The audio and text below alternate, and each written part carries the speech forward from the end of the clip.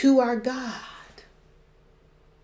And so we need to take the appeal from Peter that we live in harmony one with another.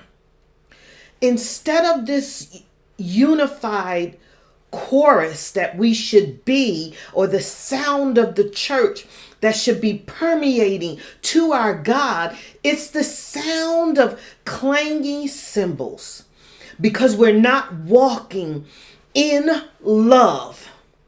We're walking in disunity, and it's noisy, it's disjointed, and it's displeasing to our God. The division among believers strikes a sour note to our God.